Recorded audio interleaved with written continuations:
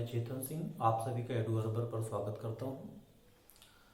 हम लोग अपवर्तन के बारे में अध्ययन कर चुके हैं।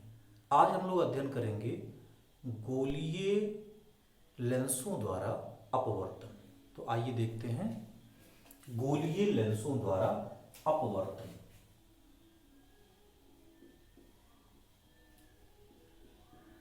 गोलीय लेंसों द्वारा अपवर्तन। गोलीय लेंसों द्वारा अपवर्तन, रिफ्रैक्शन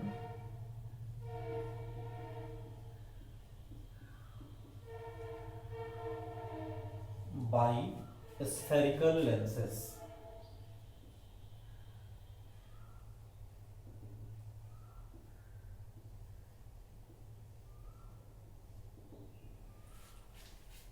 तो अपवर्तन हम लोग जानते हैं, जब प्रकाश एक माध्यम से दूसरे माध्यम में गुजरता है तो अपने वास्तविक मार्ग से विचलित हो जाता है और इस घटना को हम अपवर्तन कहते हैं। गोलीयता आप जानते हैं, जिसमें कर्व लिया हुआ पृष्ठ होता है वो गोलीय होता है। अब ये जानते हैं, ये हम जानना चाहेंगे कि ये लेंस क्या होता है। सबसे पहले आइए जानते हैं कि लेंस क्या है। लेंस दो गोलीय अथवा एक गोलीय तथा एक समतल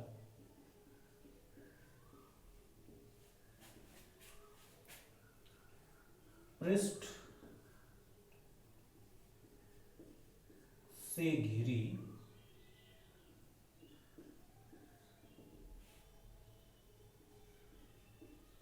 समांग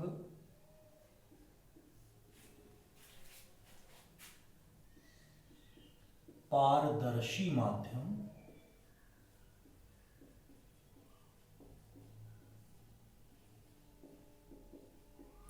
लेंस कहलाता है।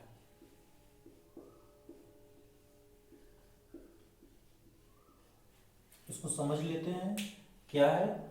लेंस दो गोलीय अथवा एक गोलीय तथा एक समतल, दो गोलीय पृष्ठ हो उसके, या एक गोलीय हो और एक समतल हो, इस तरह के पृष्ठों से घिरी समांग पारदर्शी माध्यम। माध्यम कैसा होना चाहिए? समांग होना चाहिए और पारदर्शी, आर पार प्रकाश जा सके। इस तरह का जो माध्यम होता है उसको हम लेंस कहते हैं। तो लेंस दो प्रकार के होते हैं। इसी प्रकार में ही हम अभी इसको वर्णन करते हैं। तो देखते हैं, लेंस दो प्रकार के होते हैं।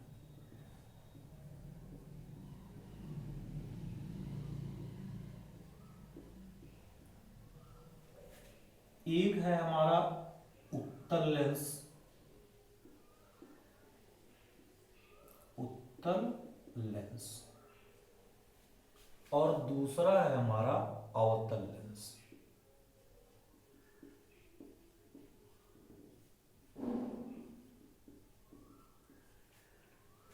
उत्तल लेंस को हम कॉन्वेक्स लेंस भी कहते हैं,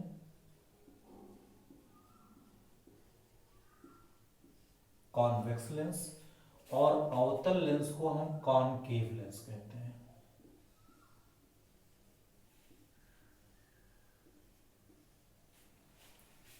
अब लेंस हमने जाना, लेंस दो प्रकार के होते हैं, ये जाना। अब ये लेंस कैसे आप जानेंगे कि ये उत्तल लेंस है? उत्तल लेंस किसे कहते हैं? वह लेंस जो किनारे पतला तथा बीच में मोटा होता है। वह लेंस, देखिए यहां इसकी परिभाषा दे रहे हैं कि वह लेंस जो किनारे पतला तथा बीच में मोटा होता है।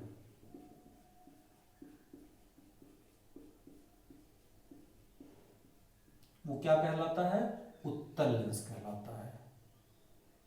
तो उत्तल लेंस कौन सा लेंस हुआ?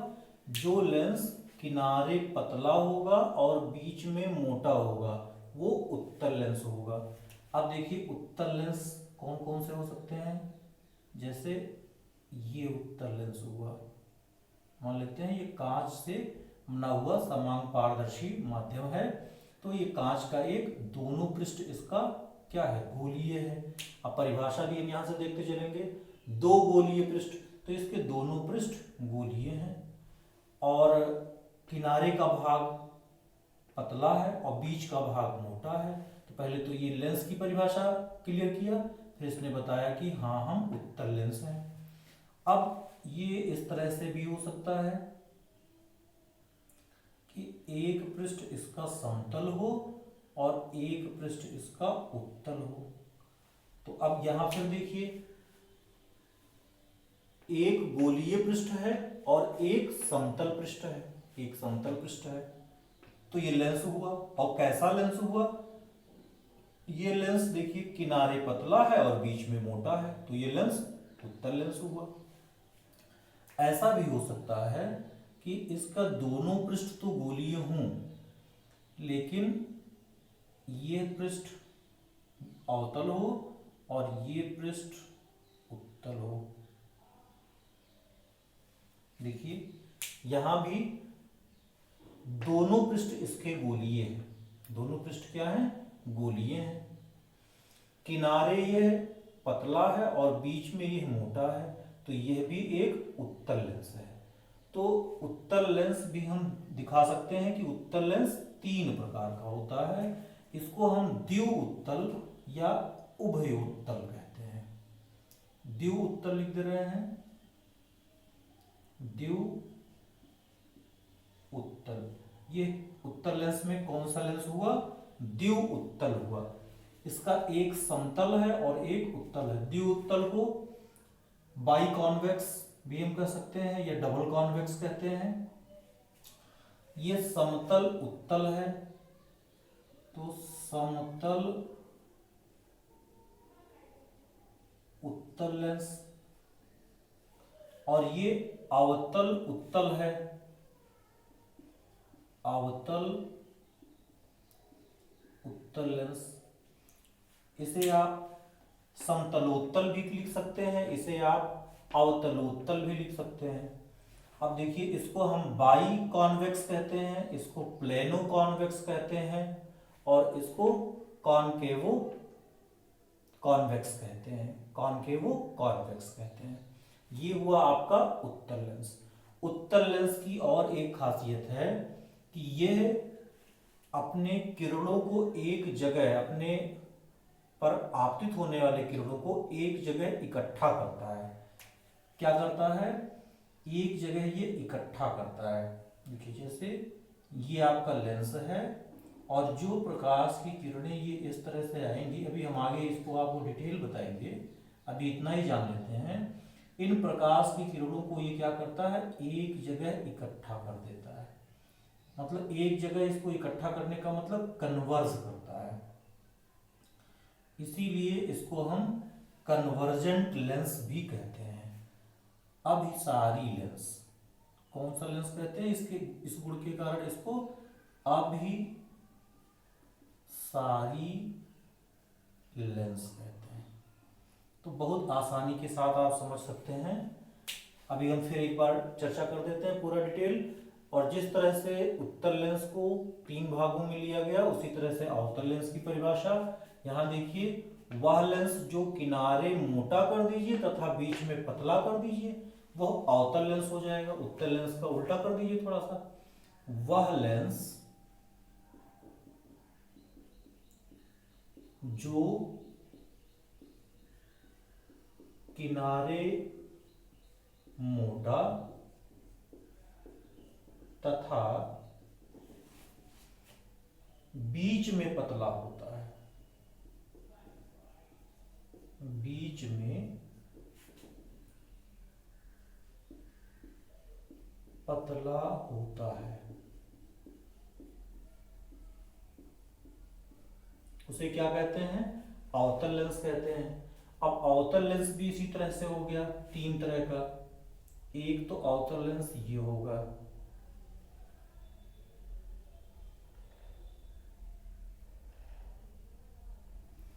अब एक इसका तल समतल कर दिया जाए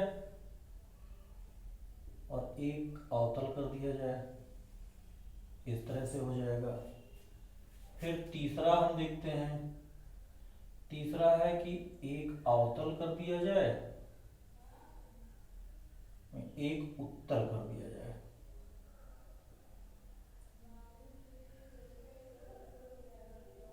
ये आपका उत्तल हो गया एक, और एक अवतल कर दिया जाए।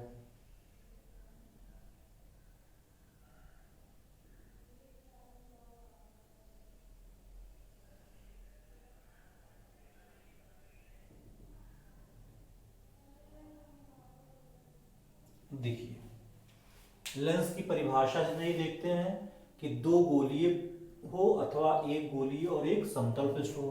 तो यहाँ दो गोलीय पृष्ठ है, यहाँ दो गोलीय पृष्ठ है, और यहाँ एक समतल है और एक गोलीय पृष्ठ है। तो ये लेंस हुआ। ये किस प्रकार का लेंस हुआ? ये लेंस है जो किनारे मोटा है और बीच में पतला है। किनारे आप देखिए मोटा है और बीच में पतला है, तीनों में किनारे देखिए मोटा है और बीच में पतला है। यहाँ किनारे पर मोटा है और बीच में पतला है, इसलिए ऐसे लेंस को हम क्या कहेंगे? अवतल लेंस कहेंगे। अब क्योंकि ये दोनों तरफ अवतल है, इसलिए इसको हम द्वि अवतल भी कह सकते हैं। ये लेंस हो गया आपका द्वि अवतल। ये एक पृष्ठ समतल है, दूसरा अवतल है, तो समतल अवतल, समतलावतल भी कह सकते हैं इसको। और ये एक पृष्ठ उत्तल है और दूसरा अवतल है, तो ये हो गया हमारा उत्तल अवतल।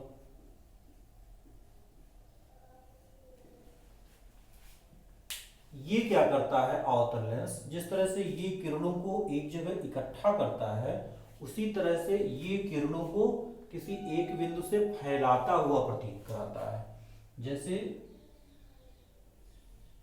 ये मान लेते हैं ये लेंस है आपका, और प्रकाश की किरणें जो है ये ऐसे आ रही हैं, तो ये क्या करता है? इसे एक बिंदु से मालूम होगा कि इसको फैला रहा है, ये फैलाने का कार्य करता है।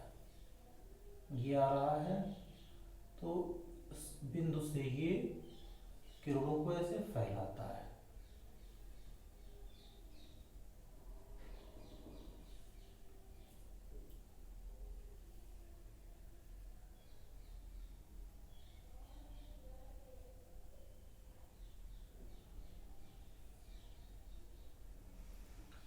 मालूम हो रहा है कि सारी किरणें जो है इस बिंदु से फैल रही हैं, तो फैलने के कारण इस ये जैसे अभिसारी था, इसको अपसारी कहा जाता है। ये डाइवर्ज हो रहा है, डाइवर्जेंट लेंस भी इसको कहते हैं हम, अभिसारी लेंस, अभिसारी लेंस। तो आइए एक बार इसको फिर से जान लेते हैं। ये गोलीय लेंसों द्वारा अपवर्तन, रिफ्रैक्शन बाय स्फेरिकल लेंसेस। क्या है? लेंस क्या होता है? दो गोलीय अथवा एक गोलीय तथा एक समतल पृष्ठ से घिरी समांग पारदर्शी माध्यम लेंस कहलाती है। लेंस कितने प्रकार के होते हैं? लेंस दो प्रकार के होते हैं, एक उत्तल लेंस और एक अवतल लेंस। उत्तल लेंस क्या होता है? वह लेंस जो किनारे पतला तथा बीच में मोटा होता है उसे उत्तल लेंस कहते हैं। और अवतल लेंस क्या होता है? वह लेंस जो किनारे मोटा तथा बीच में पतला होता है उसे अवतल लेंस कहते हैं। अवतल लेंस और उत्तल लेंस के ये चित्र आपको दिखाए गए हैं। इस तरह से दिखाए गए हैं कि उत्तल लेंस भी ये 3 प्रकार का होता है, और तीनों में आप देखिए किनारे ये पतले हैं और बीच में मोटा है। इसे हम द्वि उत्तल लेंस कहते हैं, इसे समतल उत्तल लेंस कहते हैं, इसे अवतल उत्तल लेंस कहते हैं। और इसी तरह से इसमें देखते हैं अवतल लेंस में, अवतल लेंस जो है ये सब में आप देखिए किनारे यहाँ मोटा है बीच में पतला है, यहाँ किनारे पर मोटा बीच में पतला, यहाँ किनारे पर मोटा और बीच में पतला है। ये भी 3 प्रकार का होता है। ये द्वि अवतल, दोनों पृष्ठ इसके अवतल हैं। समतल अवतल, एक पृष्ठ समतल है दूसरा अवतल है। उत्तल अवतल, एक पृष्ठ इसका उत्तल है और दूसरा पृष्ठ अवतल है। अब इसका गुण क्या है? उत्तल लेंस को हम अभिसारी लेंस कहते हैं, क्योंकि यह अपने ऊपर आपतित प्रकाश की किरणों को एक जगह पर इकट्ठा करती है, एक जगह कन्वर्ज करती है, इसीलिए इस लेंस को हम अभिसारी लेंस कहते हैं। और अवतल लेंस को हम, गलत लिखा हुआ है, ये अपसारी है, अपसारी, अपसारी लेंस। अवतल लेंस को कौन सा लेंस कहा जाता है? अपसारी लेंस कहा जाता है, क्योंकि अपने ऊपर आपतित प्रकाश की किरणों को ये फैलाता है। तो मालूम होता है कि इस एक बिंदु से ये फैल रही हैं किरणें, अपसरित हो रही हैं, डाइवर्ज हो रही हैं, तो इस लेंस को हम कहते हैं डाइवर्जिंग लेंस या अपसारी लेंस। से संबंधित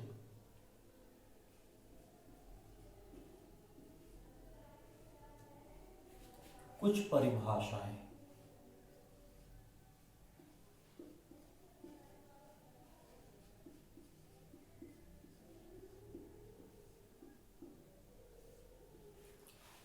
लेंस से संबंधित कुछ परिभाषाओं में हम देखते हैं सबसे पहले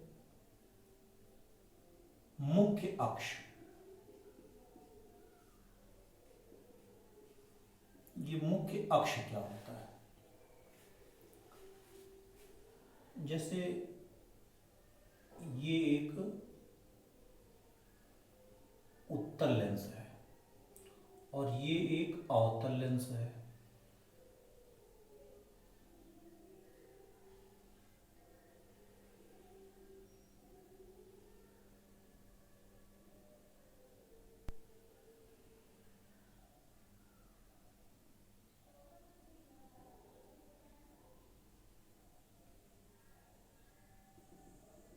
चलिए, एक उत्तल लेंस हो गया और एक अवतल लेंस हो गया। अब देखिए इसके दोनों पृष्ठ ये गोलीय हैं। इन पृष्ठों का जो केंद्र होगा, जैसे ये इस तरह से एक गोलीयता होगी इसकी, और इसका एक केंद्र होगा, मान लेते हैं ये केंद्र आपका C1 है, और ऐसे इसकी एक गोलीयता होगी,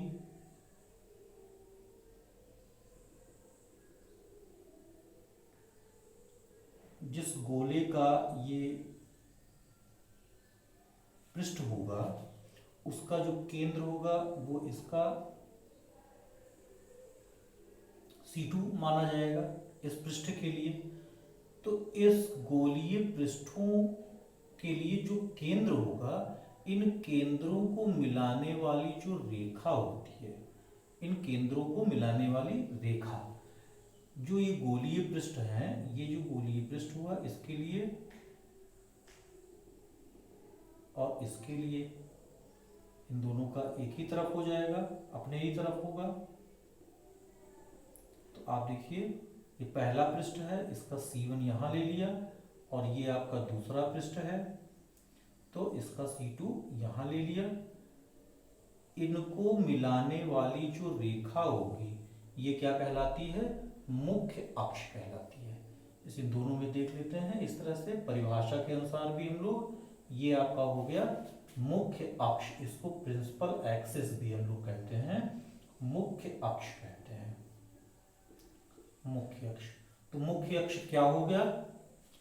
लेंस के गोलीय पृष्ठों के केंद्रों को मिलाने वाली रेखा मुख्य अक्ष कहलाती है।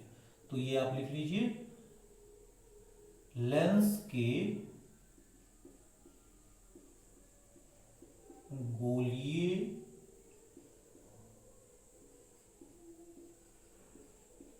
पृष्ठों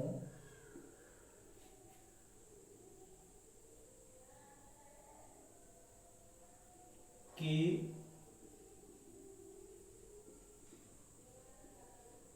केंद्रों को मिलाने वाली रेखा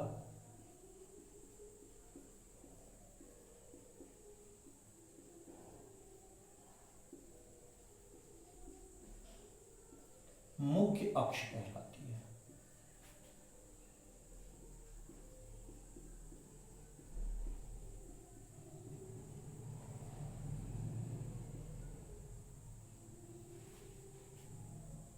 ये जो गोलीय पृष्ठ है, इस गोलीय पृष्ठ का मध्य बिंदु नहीं, ये गोलीय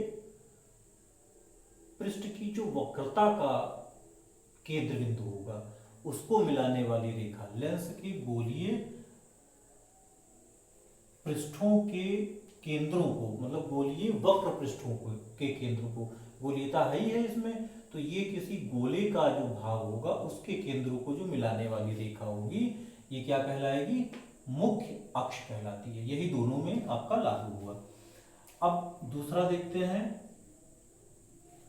प्रकाशिक केंद्र। प्रकाशिक केंद्र क्या है, इसको ऑप्टिकल पॉइंट भी हम कहते हैं या ऑप्टिकल सेंटर भी कहते हैं। प्रकाशिक केंद्र क्या है, इस मुख्य अक्ष पर स्थित कोई भी बिंदु, मुख्य अक्ष पर कोई भी अगर बिंदु ऐसा है जिससे होकर जाने वाली प्रकाश की किरण अगर पतला लेंस है तो आर पार निकल जाती है, और अगर पतला लेंस नहीं है तो क्या करती है, आपतित किरण के समानांतर निर्गत होती है। आपतित किरण के समानांतर निर्गत होती है। तो उस बिंदु को हम लोग क्या कहते हैं, प्रकाशिक केंद्र। प्रकाशिक केंद्र को कुछ जगह सी से लिखा गया है, कुछ जगह ओ से लिखा गया है, तो जो भी आप लिखिए, प्रकाशिक केंद्र क्या है, मुख्य अक्ष पर स्थित वह बिंदु जिससे होकर जाने वाली प्रकाश की किरणें या तो सीधे निकल जाती हैं और या तो अगर लेंस मोटा है तो आपतित किरण के समानांतर निकलती हैं। तो इस बिंदु को हम कहते हैं प्रकाशिक केंद्र। तो मुख्य अक्ष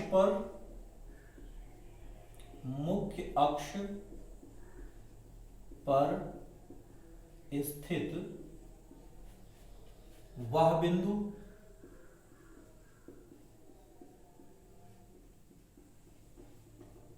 जिससे होकर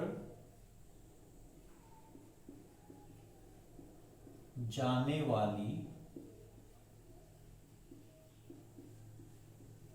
प्रकाश की किरणें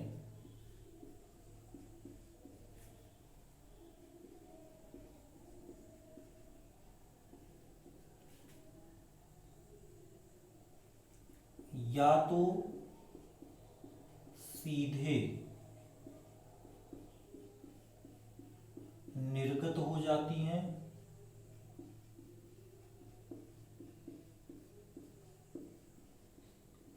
या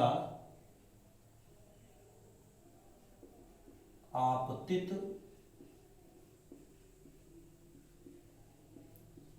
किरण के समांतर निर्गत होती हैं।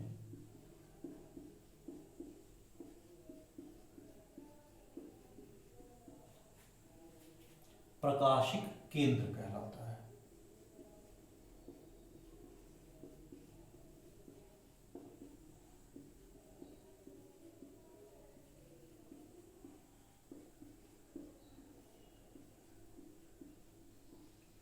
देखिए क्या बताया गया, मुख्य अक्ष पर स्थित वह बिंदु जिससे होकर जाने वाली प्रकाश की किरणें अब प्रकाश की किरणें जब इससे जाएंगी तो अपवर्तित होंगी, तो अपवर्तन के पश्चात भी आप यहां लिख सकते हैं, अपवर्तन के पश्चात या तो सीधे निर्गत हो जाती हैं और या आपतित किरण के समानांतर निर्गत होती हैं, प्रकाशिक केंद्र कहलाता है। यहाँ हम इस लेंस को पतला माने हैं, तो प्रकाशिक केंद्र से होकर जब ये जा रही है तो क्या हुआ, सीधे उसी दिशा में आगे निकल गई, सीधे उसी दिशा में आगे निकल गई।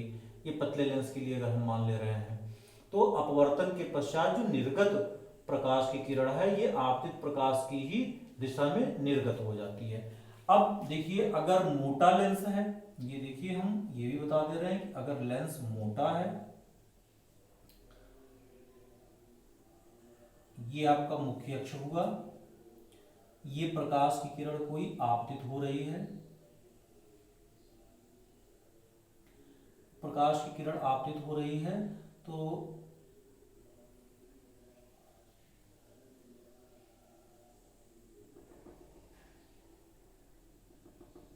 ये अभिलंब हुआ।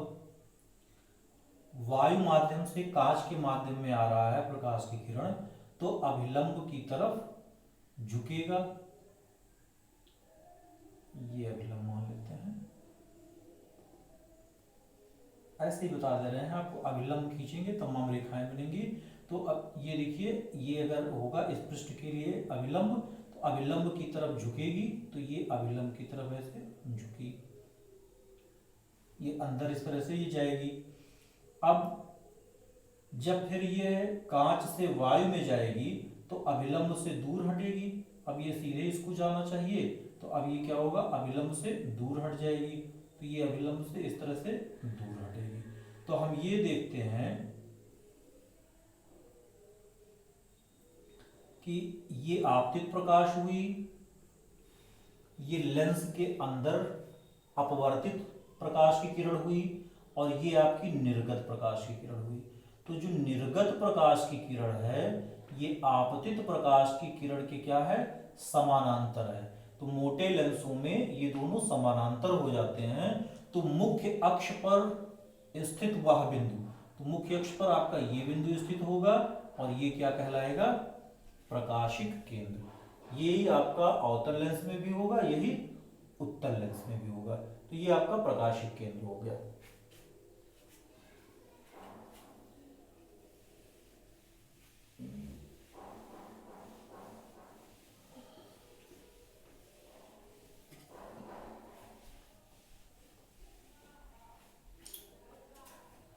फोकस देखते हैं, फोकस क्या होता है।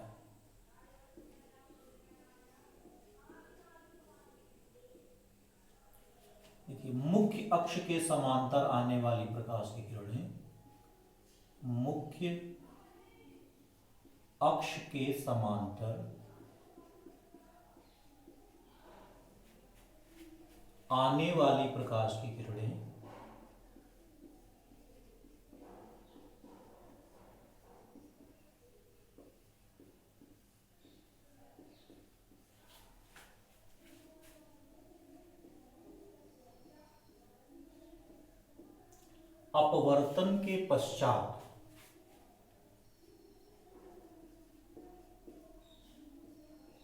अपवर्तन के पश्चात जिस बिंदु पर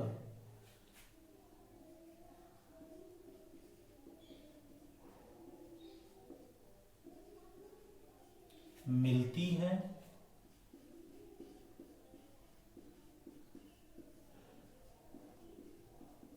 या मिलती हुई प्रतीत होती हैं,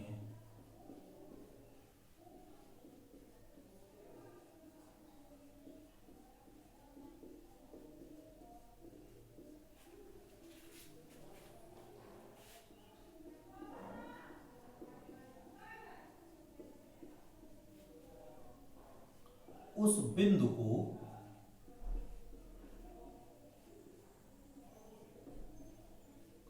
लेंस का मुख्य फोकस कहते हैं, लेंस का फोकस कहते हैं। अभी हम फोकस लिखते रहे हैं।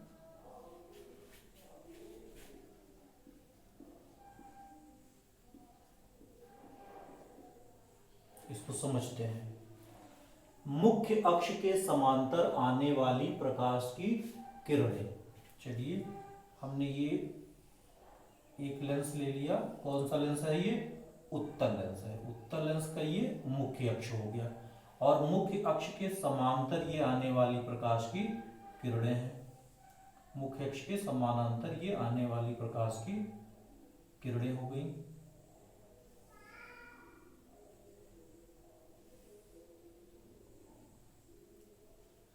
अपवर्तन के पश्चात जिस बिंदु पर मिलती है, तो ये मिलना जो है ये इसी के लिए, उत्तल लेंस के लिए होगा। जिस बिंदु पर ये मिलती है, ऐसे अपवर्तित होके जाएंगी, ऐसे जाएंगी। तो जिस बिंदु पर ये देखिए मिलती हैं, ये उत्तल लेंस का फोकस बिंदु कहलाता है। जिस बिंदु पर मिलती हैं, ये उत्तल लेंस के लिए हुआ। या मिलती हुई प्रतीत होती हैं। अब आइए अवतल लेंस के लिए देखते हैं। फिगर इसमें मस्ट है, फिगर से ही समझना है। अगर फिगर से समझ में आ गया तो तुरंत आप परिभाषा लिख सकते हैं और फिगर बनाएंगे, बस आपका जवाब एकदम 100% सही होगा। तो देखते हैं, ये अवतल लेंस हुआ। अवतल लेंस में देखते हैं कि मुख्य अक्ष के समांतर आने वाली ये प्रकाश की किरणें हैं।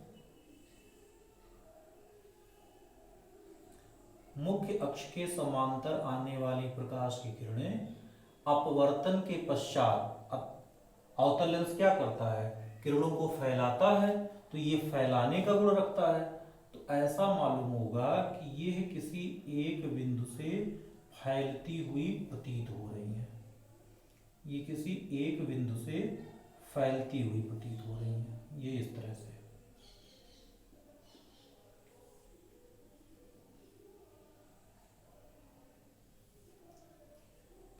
ये जिस बिंदु से फैलती हुई प्रतीत होती हैं, ये आपका फोकस बिंदु होता है। ये फोकस बिंदु होता है। अच्छा देखिए, फोकस जो है ये दो प्रकार का होता है। फोकस जो है ये लेंसों में दो प्रकार का होता है, एक प्रथम फोकस और एक द्वितीयक फोकस या मुख्य फोकस। तो सबसे पहले ये जो हम लोगों ने देखा, ये द्वितीयक फोकस है, या इसको हम मुख्य फोकस भी कहते हैं। तो ये जो आप लोगों ने जाना फोकस, ये आपका है, इसको हम पहले बता दे रहे हैं, ये द्वितीयक फोकस है। द्वितीयक फोकस या मुख्य फोकस, इसी को हम लोग मुख्य फोकस कहते हैं या द्वितीयक फोकस कहते हैं। जो भी हम ज्यादातर चीज जो पढ़ेंगे वो इसी के बारे में हम पढ़ेंगे। प्रथम फोकस का कम ही रहता है। तो जो हम लोगों ने यहाँ परिभाषा लिखी कि मुख्य अक्ष के समांतर आने वाली प्रकाश की किरणें अपवर्तन के पश्चात जिस बिंदु पर मिलती हैं, तो जिस बिंदु पर मिलती हैं ये उत्तल लेंस के लिए हो गया। आप यहाँ कोष्टक में यहाँ लिख भी सकते हैं कि उत्तल लेंस। या मिलती हुई प्रतीत होती हैं, मिलती हुई यहाँ मिलती हुई प्रतीत होना ना होगा, यहाँ से फैलती हुई प्रतीत होंगी, ठीक है। या जिस बिंदु से या फैलती हुई, जिस बिंदु पर मिलती हैं या यहाँ फैलती कर देते हैं। इस परिभाषा के अनुसार मिलती भी होगा, वो प्रथम में होगा। तो इसी परिभाषा को हम यहाँ अडॉप्ट करना चाहते हैं, तो चलिए लिख देते हैं फैलती। जिस बिंदु पर मिलती हैं या फैलती हुई प्रतीत होती हैं, उस बिंदु को लेंस का फोकस, तो इसको हम मुख्य फोकस कर देंगे, इसको हम मुख्य फोकस कहते हैं। मुख्य फोकस या द्वितीयक फोकस।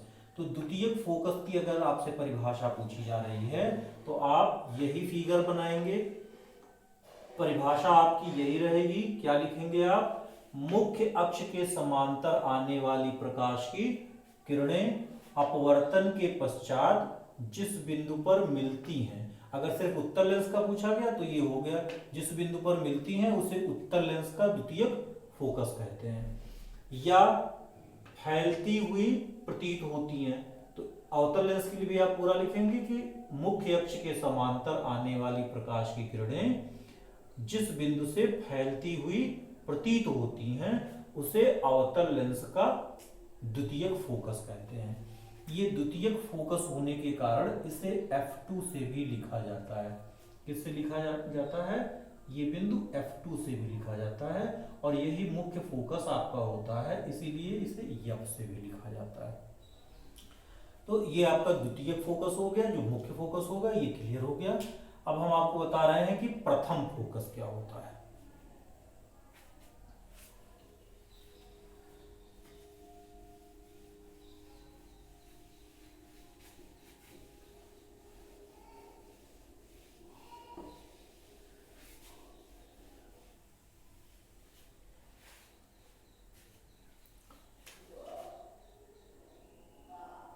उत्तल लेंस का दूसरा नंबर कर देते हैं, पहले में द्वितीयक फोकस दोनों का कर लेते हैं और इसमें प्रथम फोकस कर देते हैं। तो उत्तल लेंस का प्रथम फोकस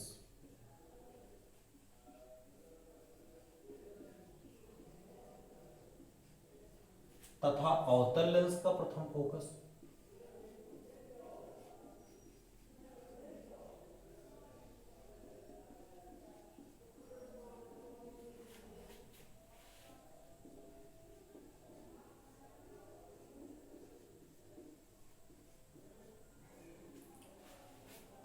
पहले में आपका मुख्य फोकस या द्वितीय फोकस हो गया और दूसरे में हम प्रथम फोकस लिखते हैं।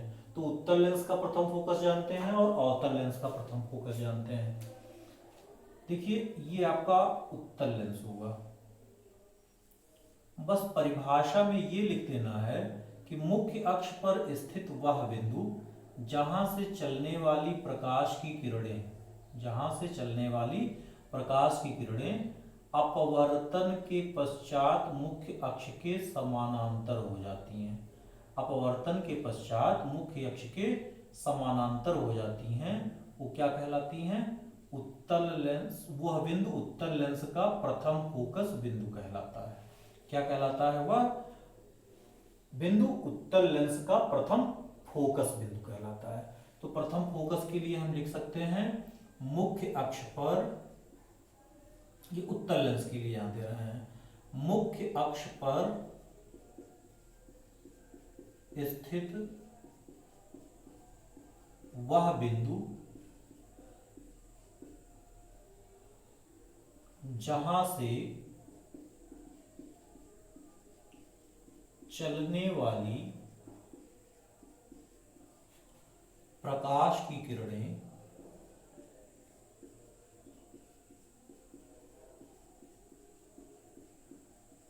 अपवर्तन के पश्चात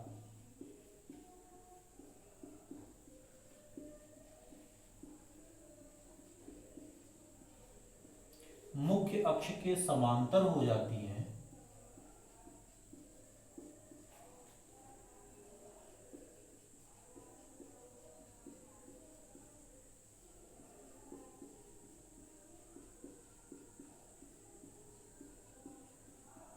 उत्तल लेंस का प्रथम फोकस बिंदु कहलाता है।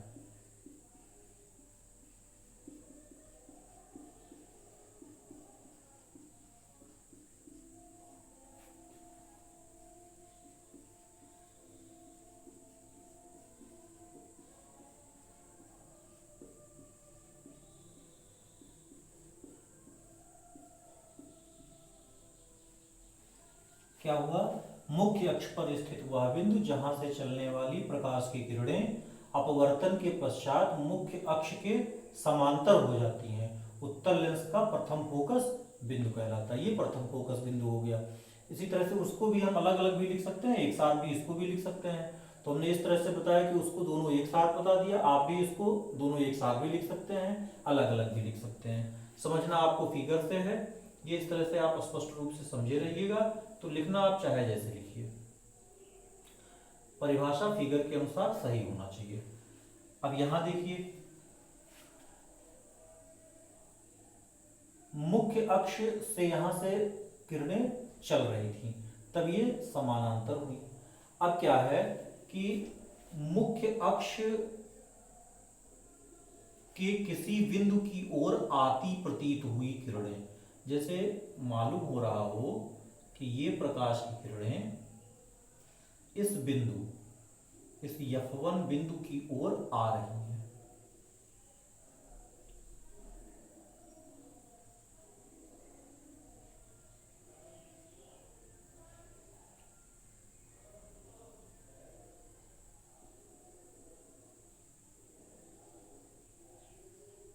ये प्रकाश की किरणें मालूम हो रहा है कि फोकस बिंदु की ओर आ रही हैं और अपवर्तन के पश्चात ये क्या हो जाए, मुख्य अक्ष के समांतर हो जाए, ये मुख्य अक्ष के समानांतर हो जाए।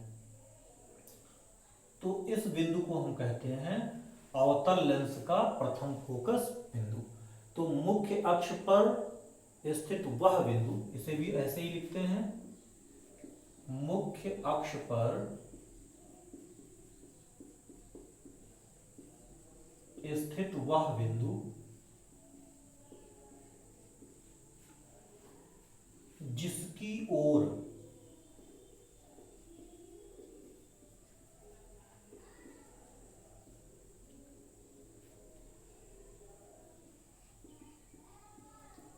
आने वाली प्रकाश की किरणें, इसकी ओर तो आ ही रही हैं, आने वाली प्रकाश की किरणें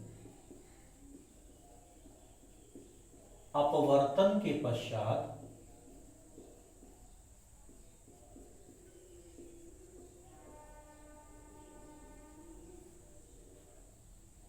मुख्य अक्ष के समांतर हो जाती हैं।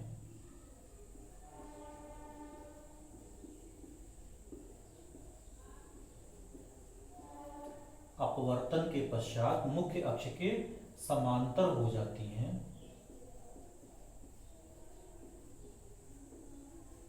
अवतल लेंस की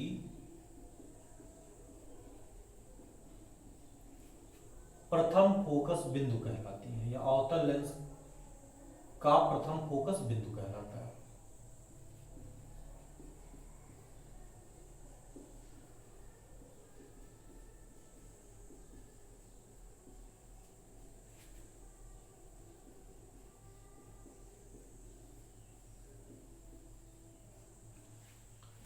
तो इस फोकस बिंदु की ओर ये प्रकाश की किरणें आ रही हैं और अपवर्तन के पश्चात क्या हो रही है, मुख्य अक्ष के समानांतर हो जाती हैं। तो यहाँ मुख्य अक्ष के समांतर होना है, तो जो बिंदु आपको मिलेगा वो क्या कहलाएगा, उत्तल लेंस या अवतल लेंस का प्रथम फोकस बिंदु कहलाएगा। अगला पॉइंट होगा हमारा फोकस दूरी।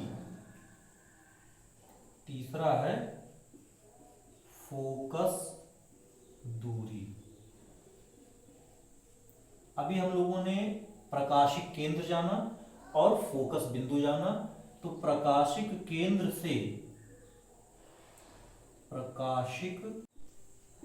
से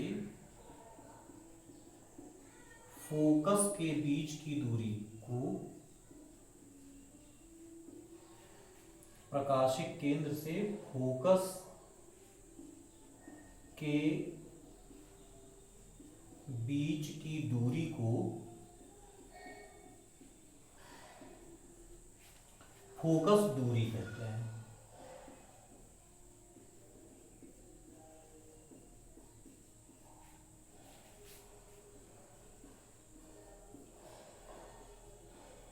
फोकस दूरी क्या हुआ, प्रकाशिक केंद्र से फोकस के बीच की दूरी को हम फोकस दूरी कहते हैं।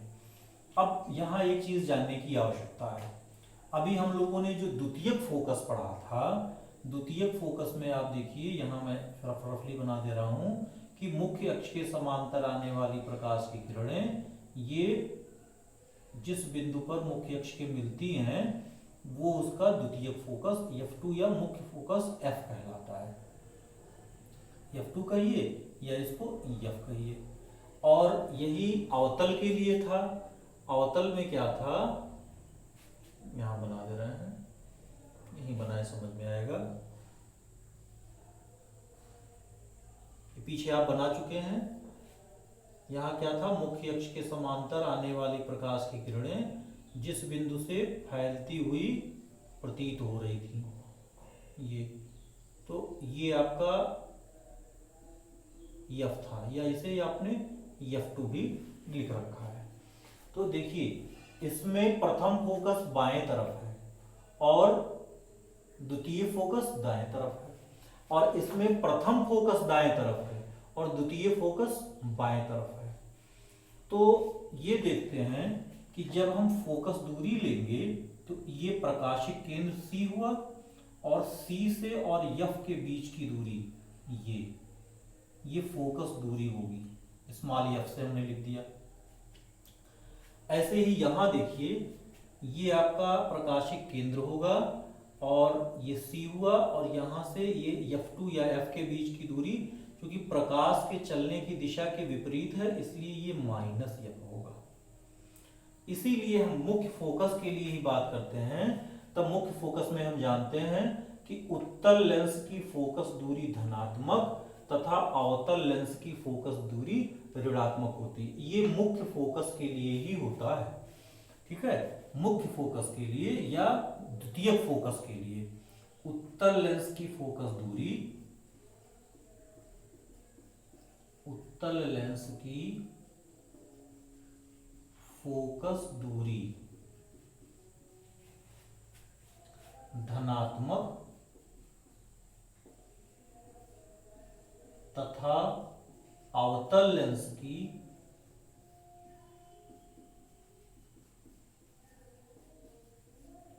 ऋणात्मक होती है।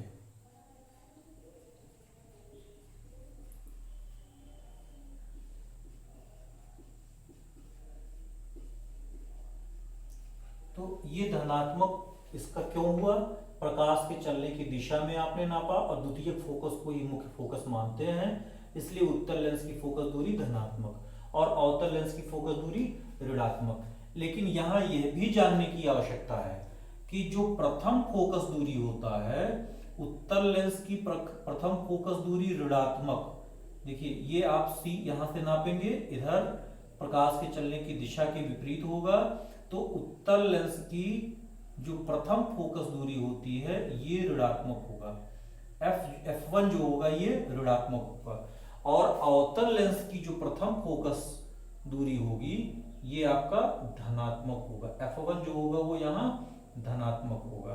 तो यह भी जानने की आवश्यकता है। द्वितीय फोकस की या मुख्य फोकस की जब हम बात करते हैं तो उत्तल लेंस की फोकस दूरी धनात्मक और अवतल लेंस की ऋणात्मक होती है, लेकिन जब हम प्रथम फोकस की बात करते हैं तो प्रथम फोकस के लिए उत्तल लेंस की फोकस दूरी ऋणात्मक और अवतल लेंस की फोकस दूरी धनात्मक होगी, प्रथम फोकस दूरी। तो ये प्रथम फोकस दूरी ध्यान रखना है।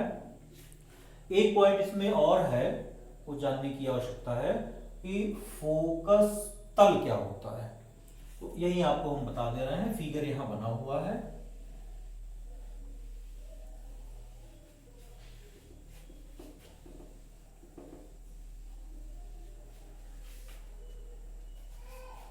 फोकस तल क्या होता है,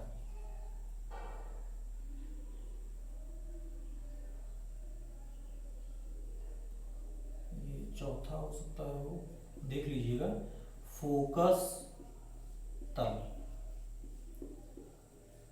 दोनों में ही आप देखिए, मुख्य अक्ष के लंबवत और फोकस से होकर जाने वाला तल, जो भी मुख्य अक्ष से लंबवत होगा और फोकस से होकर जाने वाला ये तल होगा, कोई भी प्लेन होगा, कोई हमने प्लेन लगा दिया जिस पर प्रतिबिंब आप प्राप्त कर सकते हैं। तो ये जो तल होगा ये क्या कहलाता है, फोकस तल। क्या है, मुख्य अक्ष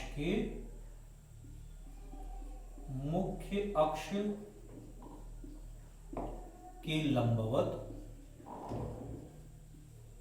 तथा फोकस से होकर जाने वाला तल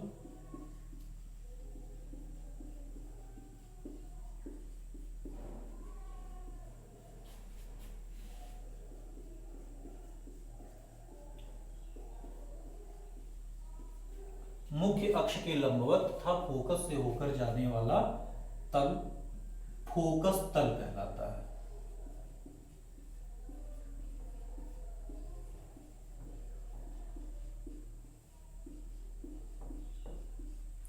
तो यहाँ हम फोकस तल देखते हैं कि मुख्य अक्ष के लंबवत जा रहा है और फोकस से होकर जाने वाला ये जो तल होगा, जो यहाँ प्लेन हम लगाएंगे, वो प्लेन क्या होगा, फोकस तल हो जाएगा। फोकस तल द्वारा प्रतिबिंब का निर्माण लेंसों द्वारा प्रतिबिंब का निर्माण।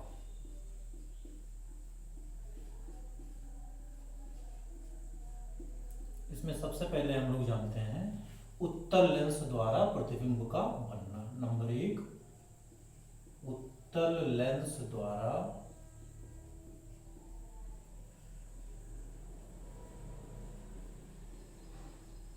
प्रतिबिंब का बनना।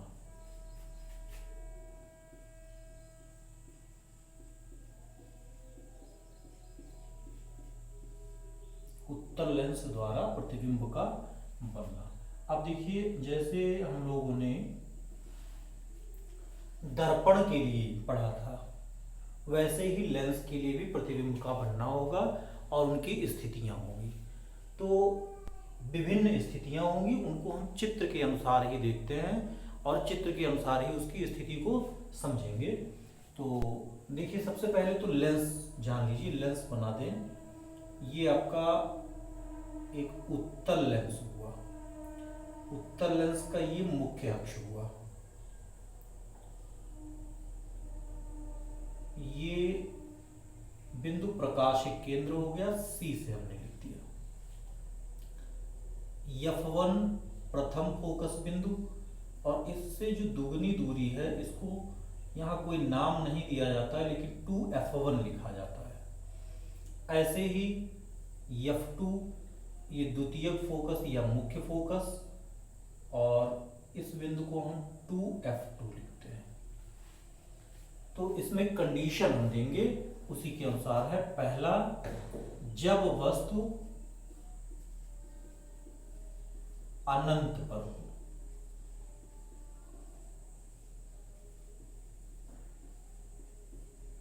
किरण आरेख देखेंगे और उसी से ये समझेंगे। जब वस्तु अनंत पर हो, तो अनंत का मतलब होगा कि यहां बहुत दूरी पर वस्तु हो।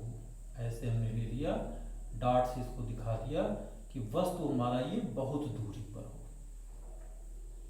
तो यहां हम नियम लगाते हैं, मुख्य अक्ष के समांतर चलने वाली प्रकाश की किरणें अपवर्तन के पश्चात फोकस से होकर जाती हैं।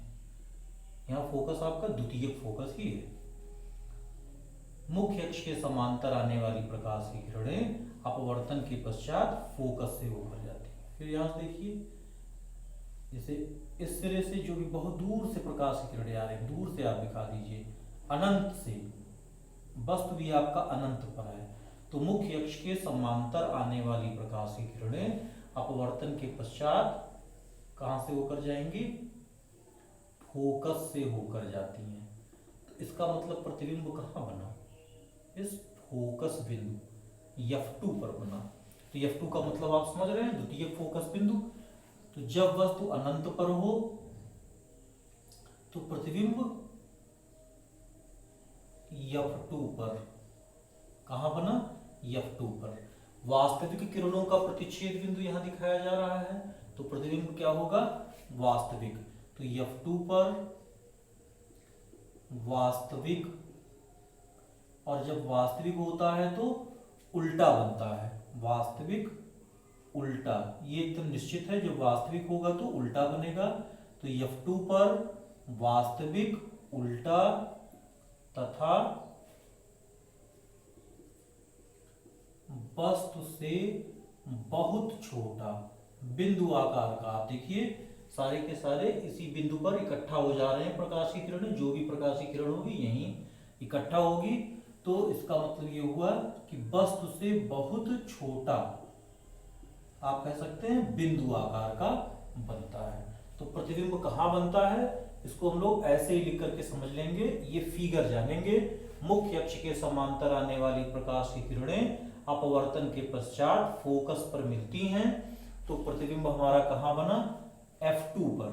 कैसा बना, वास्तविक उल्टा तथा वस्तु से बहुत छोटा बनता है, वस्तु से बहुत छोटा बनता है।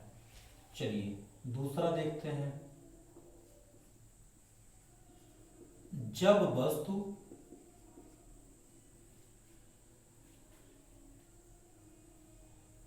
अनंत तथा F2 F1 के बीच हो, जब वस्तु अनंत तथा 2F1 के बीच हो। दूसरा कंडीशन लेते हैं कि जब वस्तु अनंत या 2F1 के बीच में होता है। अब अनंत से ना लिया जाए, यहीं से भी आप समझिएगा।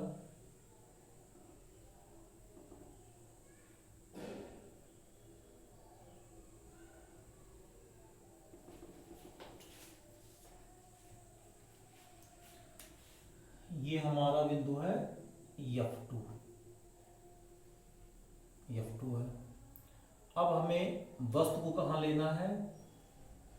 वस्तु जो हो हमारा वो अनंत और ये 2F1 के बीच में है। मान लेते हैं कि ये AB हमारा वस्तु है, वस्तु अनंत तथा 2F1 के बीच में हो। तो यही नियम लगाते हैं, मुख्य अक्ष के समांतर चलने वाली प्रकाश की किरणें ये फोकस से होकर जाती हैं, तथा दूसरा एक करते हैं, प्रकाशिक केंद्र से होकर जाने वाली प्रकाश की किरणें सीधे आर पार निकल जाती हैं। ऐसा मालूम होगा जैसे अपवर्तित ही नहीं हो रही हैं और सीधे क्या हुआ, आर पार ये निकल जाती हैं, ये हुआ। तो मुख्य अक्ष के समांतर आने वाली प्रकाश की किरणें F2 फोकस से होकर जाती हैं और प्रकाशिक केंद्र से होकर जाने वाली प्रकाश की किरणें सीधे आर पार निकल जाती हैं। तो इस तरह से इसका प्रतिबिंब कहाँ मिला? ये इस बिंदु पर मिलेगा, ये ऐसे हमारा उल्टा मिलेगा। कहाँ मिला? ये चलिए लिख दे रहे हैं, ये प्रतिबिंब है, B डैश लिख दिया हमने, A डैश लिख दिया। कहाँ मिला? F2 तथा 2F2 के बीच। कहाँ मिला? F2 तथा 2F2 के बीच, यहां मिला। वास्तविक मिल रहा है, वास्तविक किरणों के कारण है, तो आप लिखेंगे वास्तविक। फिगर में ही दिख रहा है, वास्तविक है तो उल्टा भी होगा, उल्टा, वास्तविक उल्टा, तथा वस्तु से छोटा बनता है, तथा वस्तु से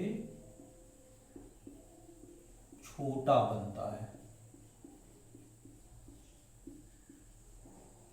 ये क्लियर समझ में आया?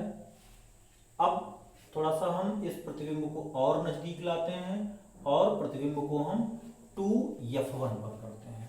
तो तीसरा पॉइंट लिखते हैं, जब वस्तु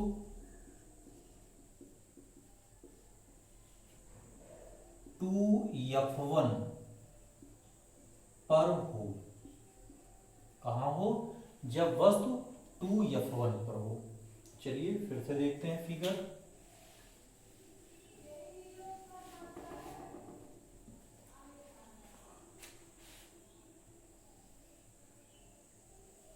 ये हमारा उत्तल लेंस हो गया, मुख्य अक्ष हो गया,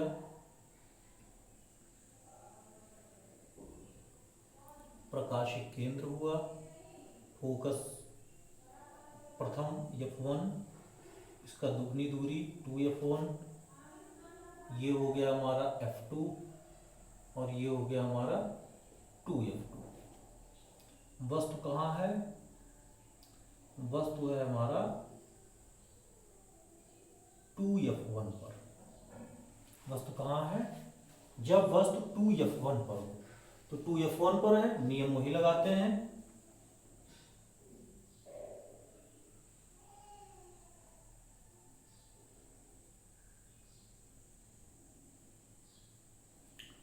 चलिए, मुख्य अक्ष के समांतर चलने वाली प्रकाश की किरणें, ये ए बी वस्तु ले लेते हैं। तो मुख्य अक्ष के समांतर चलने वाली प्रकाश की किरणें ये फोकस से होकर गई, और फिर प्रकाशिक केंद्र से होकर जाने वाली प्रकाश की किरण ये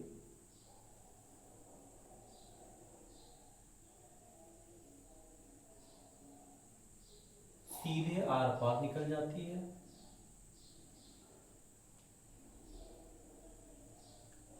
ये फिगर अगर नाप के बनेगा तो बिल्कुल सही बनता है, वैसे मैं यहाँ आपको इस तरह से बना के बता दे रहा हूँ। वैसे फिगर आप ऐसे बनाएंगे भी, केवल नियम से हमको मतलब है।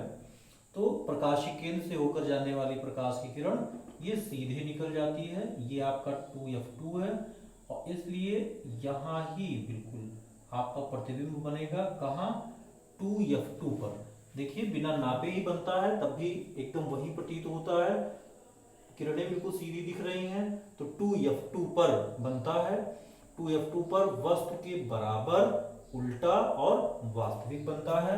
तो यहां हम लिखते हैं प्रतिबिंब कहां बना, 2f2 पर। 2f2 पर कैसा बना, वास्तविक, उल्टा तथा वस्तु के बराबर, वस्तु के बराबर बना। ये हमारा 3 कंडीशन हो गया। चौथा देखते हैं। चौथा ये कर देते हैं कि जब वस्तु 2f1 और f1 के बीच में हो।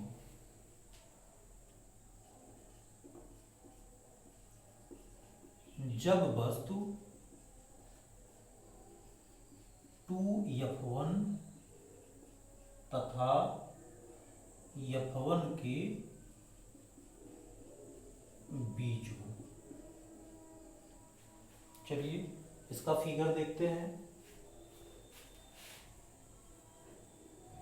यहाँ प्रतिबिंब जो आपने बनाया है, प्रतिबिंब ये बना दीजिएगा, यहाँ लिख दीजिएगा बी डैश और यहाँ लिख दीजिएगा ए डैश।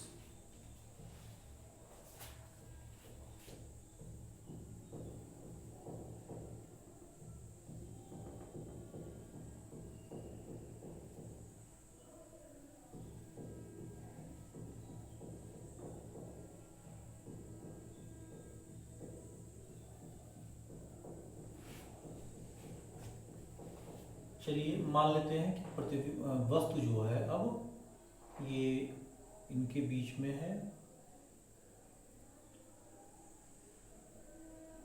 यहाँ वस्तु रखा हुआ है, कहाँ, 2f1 और f1 के बीच में ये ए बी कोई वस्तु मान लेते हैं रखा हुआ है। तो यही नियम लगाते हैं, इसी नियम से ही सारे प्रतिबिंब बनते हैं। ये नियम बार बार ऐसे दोहराइए, ये नियम याद हो जाते हैं।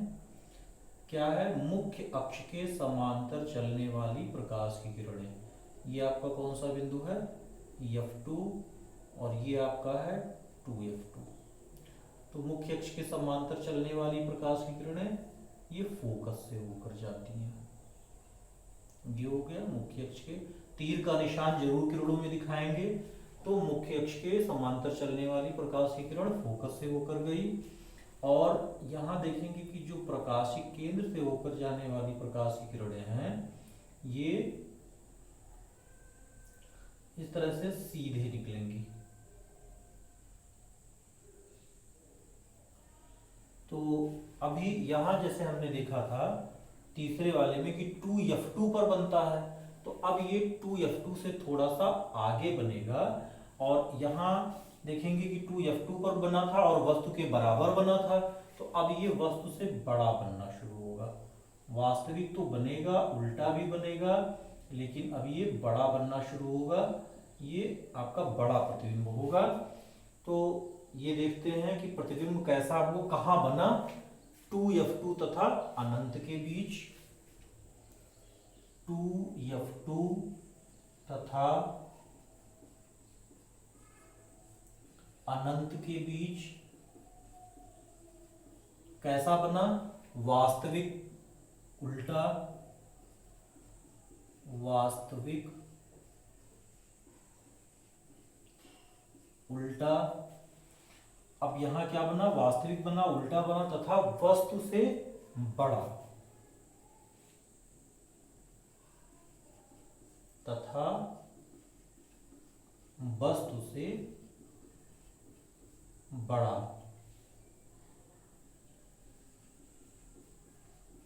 बड़ा बनता है। तो अब हम लोग फिर फोकस बिंदु पर आ जाते हैं। पांचवा हमारा होगा, इससे थोड़ा सा और नजदीक लाते हैं। तो अगला पॉइंट होगा, हम लिखते हैं कि फोकस पर हो। तो ये हमारा होगा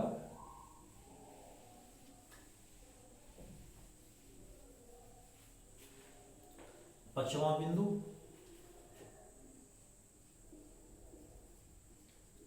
जब वस्तु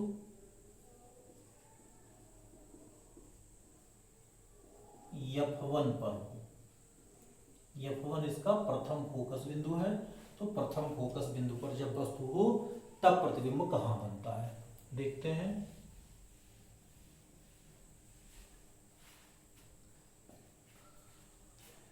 ये हमारा उत्तल लेंस हुआ, ये C मान लिया प्रकाशिक केंद्र हो गया, ये F1 और ये F2 हो गया, सॉरी F1 और ये 2F1 हो गया, और ये हुआ हमारा F2 और इससे दुगनी दूरी ले लिया हमने 2F2। अब वस्तु हमारा कहाँ है, फोकस बिंदु पर है। जब वस्तु हमारा फोकस बिंदु पर है तब की स्थिति देखते हैं क्या होता है। तो मुख्य अक्ष के समांतर आने वाली प्रकाश की किरणें ये F2 से होकर जाएंगी, और प्रकाशिक केंद्र से होकर जो प्रकाश की किरणें आएंगी ये सीधे निकलेंगी। तो हम ये देखते हैं कि ये दोनों किरणें समानांतर हैं, ये आगे बढ़ती चली जाएंगी लेकिन कहीं ये एक दूसरे को प्रतिच्छेद नहीं करेंगी। तो इसका मतलब क्या हुआ, प्रतिबिंब जहां भी आप लगा दीजिएगा पेपर, जहां भी आप कोई समतल लगा दीजिएगा तल, वहां ही आपका प्रतिबिंब बन जाएगा। इसका मतलब अनंत पर बनेगा। तो जब वस्तु फोकस पर है, F1 पर है, तो प्रतिबिंब कहां बनता है, अनंत पर।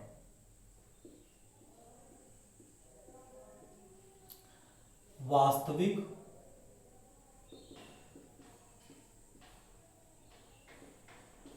उल्टा तथा वस्तु से बहुत बड़ा। ये पहले कंडीशन का बिल्कुल उल्टा है। जब वस्तु अनंत पर था तो उसका प्रतिबिंब कहां बना था, F2 पर, फोकस पर बना था। कैसे बना था, वास्तविक उल्टा तथा बिंदु आकार का, बहुत छोटा बना था। अब क्या है, जब वस्तु प्रथम फोकस पर है, F1 पर है, तो प्रतिबिंब अनंत पर बनता है। अनंत पर बना, वास्तविक बना, उल्टा बना, लेकिन क्या होगा, वस्तु से बहुत बड़ा बनता है। ये पांचों जो हम लोगों ने प्रतिबिंब उत्तल लेंस से बनने के लिए सीखा, सब में प्रतिबिंब कैसा बन रहा था, वास्तविक और उल्टा। सब में वास्तविक और उल्टा बना है। ये अलग की बात है कि कहीं छोटा बन रहा होगा बिंदु आकार का, तो कहीं बहुत बड़ा बन रहा होगा, लेकिन सभी प्रतिबिंब वास्तविक और उल्टा था। सिर्फ एक छठा जो कंडीशन होगा, ये आभासी प्रतिबिंब और सीधा प्रतिबिंब बनने के लिए है। तो ये अगला हम देखते हैं, आपका अगला बिंदु होगा, और इसका प्रतिबिंब देखते हैं।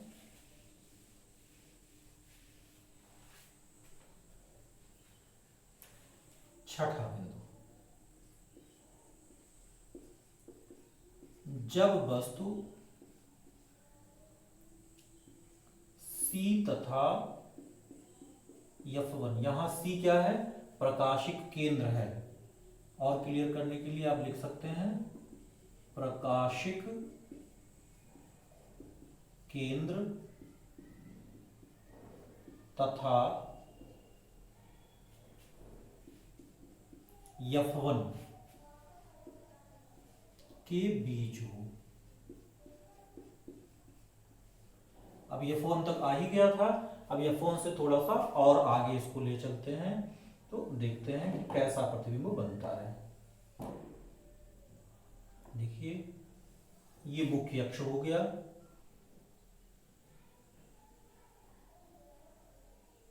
ये प्रकाशिक केंद्र हो गया, ये F1 बिंदु हुआ, ये 2F1 हुआ। इसी तरह से इधर आपका बिंदु होगा F2 और इससे दुगनी दूरी ये हो गई 2F2। वस्तु कहाँ है? वस्तु F1 पर है। ठीक है, ये B बिंदु मान लिया, ये A बिंदु ले लिया, ये B बिंदु ले लिया।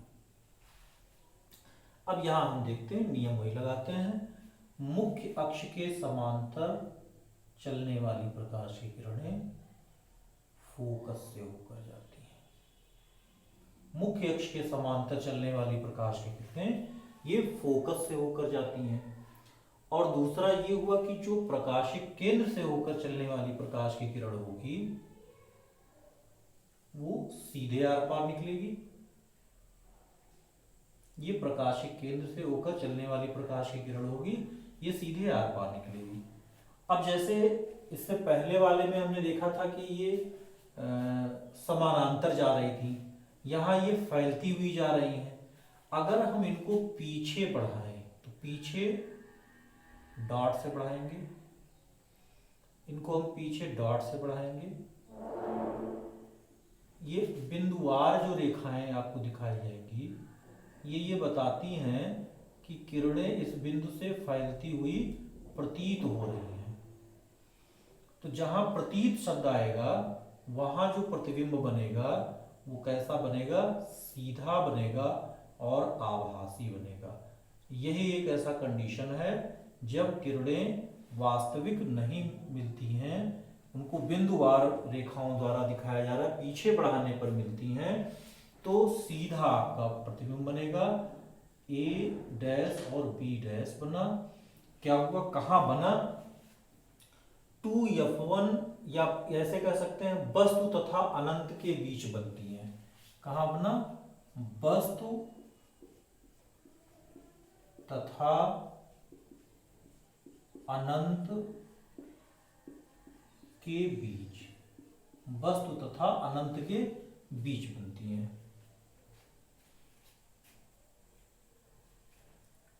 F1 बिंदु थोड़ा सा यहां ले लेते हैं, ये F1 है आपका और ये F2 है, 2F1। तो ये F1 और C के बीच में है वस्तु प्रकाशिक केंद्र C तथा F1 के बीच में है। ये चलिए B बिंदु यहां लिख दे रहे हैं, ये हमारा B बिंदु हो गया। तो इस वस्तु और कहां बना? अनंत के बीच में। जहां भी होगा इधर बनेगा, ये इनके बीच की दूरी पर निर्भर करता है। तो वस्तु तथा अनंत के बीच बनता है। कैसा बनता है? आभासी। यही एक कंडीशन है इस उत्तल लेंस में। आभासी होगा तो सीधा होगा, आभासी सीधा, तथा वस्तु से बड़ा भी यहां बनता है, तथा वस्तु से बड़ा बनता है। तो ये छठा कंडीशन यही आवर्धन के लिए है कि ये हम एक इसको आवर्धक लेंस की तरह उपयोग करते हैं और वस्तुओं को बड़ा करके देखने में इसका उपयोग करते हैं।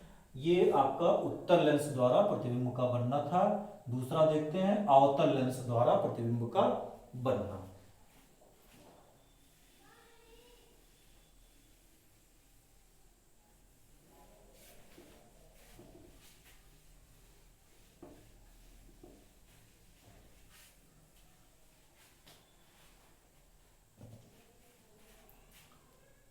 दूसरा होगा हमारा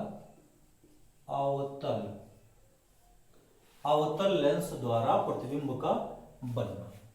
अब अवतल लेंस में भी देखते हैं, ये हुआ हमारा अवतल लेंस।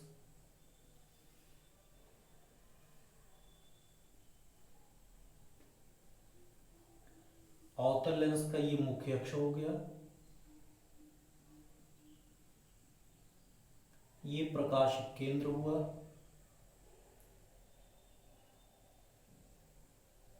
इसका जो F1 होता है ये इस दिशा में होता है, ये आपका F1 होता है और इधर 2F1 होता है और इधर द्वितीयक फोकस होता है इसका, तो ये हम F2 लिखते हैं, ये ध्यान रखिएगा, याद रखिएगा। और ये हो गया हमारा 2F2 हो गया। तो इसमें भी कंडीशन लेते हैं कि पहला ये लेते हैं, जब वस्तु अनंत पर हो।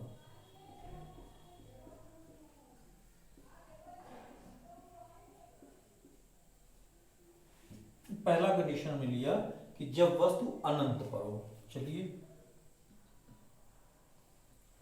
अनंत पर हमने कोई भी वस्तु ले लिया, बहुत दूर से ये प्रकाश की किरणें आ रही हैं, तो मुख्य अक्ष के समांतर जो प्रकाश की किरणें आएंगी, और थोड़ा सा नीचे ले लेते हैं,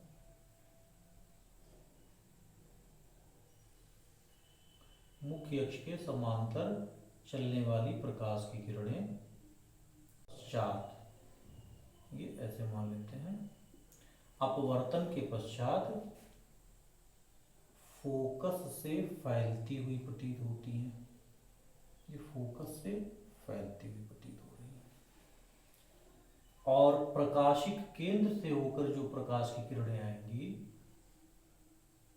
यहाँ जो प्रकाशिक केंद्र है इससे जो प्रकाश की किरणें आएंगी वो क्या होगा, सीधे आर पार चली जाएंगी।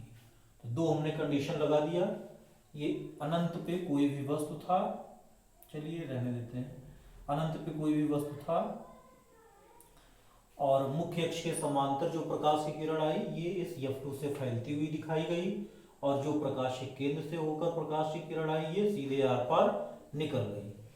तो आप देख रहे हैं कि ये बिंदु आर रेखा और ये इस रेखा के बीच में यहां प्रतिबिंब बना। तो ये प्रतिबिंब कैसा होगा, ये प्रतिबिंब आपका सीधा होगा, वस्तु से छोटा होगा, और कहां बनेगा, जैसे जब हम अनंत के लिए लेंगे, ये थोड़ा सा इसमें दूसरा पॉइंट हो गया, हम इसको वास्तविक हमने ले लिया, तो जब हम वास्तविक ले लिए तभी तो यहां से दिखा दिए। एक मिनट, इसका हम दूसरा फिगर बना दे रहे हैं।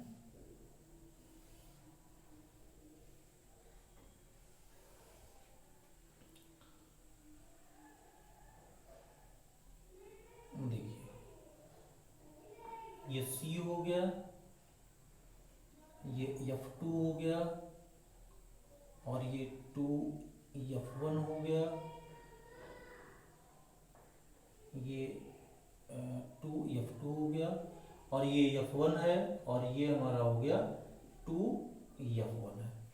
अब अनंत से प्रकाश की किरणें आ रही हैं, तो अनंत से प्रकाश की किरणें जो भी आएंगी वो ऐसे आप दिखाइए, अनंत से आने वाली प्रकाश की किरणों को ऐसे दिखाइए।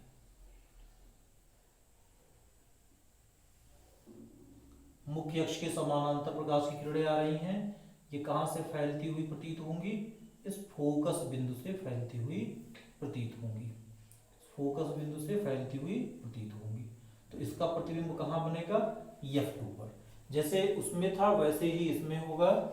इसका प्रतिबिंब बनेगा कहां, ये F2 पर ही बनेगा, अनंत पर कोई भी वस्तु है उसका प्रतिबिंब F2 पर बनेगा, बिंदु आकार का छोटा बनेगा लेकिन सीधा और आभासी बनेगा। डॉटेड लाइन यहाँ आपको मिलती हुई दिखाई गई हैं। तो ये पहले कंडीशन के लिए फिगर है, ये पहले कंडीशन के लिए फिगर है, ये भी दूसरे कंडीशन के लिए आपको बताते रहे हैं।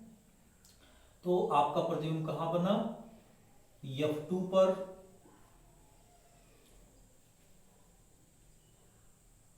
आभासी, और जब आभासी होगा तो कैसा होगा, सीधा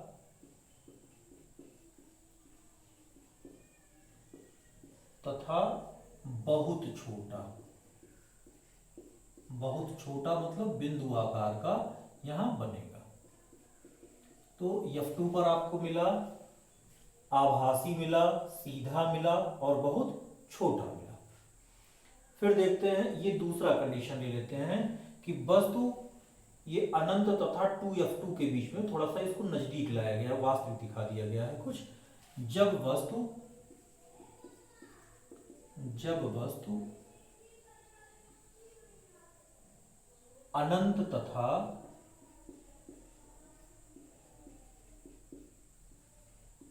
2F2 के बीच हो, तो अनंत और 2F2 के बीच में ये वस्तु है। मान लिया यहां कि AB ये वस्तु हो गया, तो इसका प्रतिबिंब कहां बना, मुख्य अक्ष के समांतर जाने वाली प्रकाश की किरणें F2 से फैलती हुई दिखाई गई हैं, प्रतीत हो रही हैं, और प्रकाश केंद्र से होकर जाने वाली प्रकाश की किरणें सीधे निकलती दिखाई गई हैं। तो इस तरह से इसका प्रतिबिंब A डैश B डैश कैसा बना, बिल्कुल सीधा। कहां बना, F2 तथा C के बीच, F2 तथा C के बीच, मतलब अब ये फोकस बिंदु से थोड़ा सा प्रकाशीय केंद्र की तरफ शिफ्ट हो गया है, थोड़ा सा खिसक गया है। तो F2 तथा C के बीच कैसा बना, आभासी। आभासी बनेगा तो सीधा बनेगा, आभासी सीधा, तथा वस्तु से छोटा। तो देखते हैं कि अवतल जो लेंस है, इस अवतल लेंस का कंडीशन ये है कि हमेशा प्रतिबिंब आभासी और सीधा बनना है और वस्तु से छोटा बनना है। तो इस तरह से उत्तल लेंस और अवतल लेंस द्वारा प्रतिबिंब के निर्माण को आपने देखा। इसका फिगर बहुत महत्व का है, इस फिगर को बना करके बार बार अभ्यास करिएगा। फिगर का नियम अगर आप जानेंगे तो इसको बहुत आसानी के साथ बना सकते हैं और इसको याद कर सकते हैं। धन्यवाद।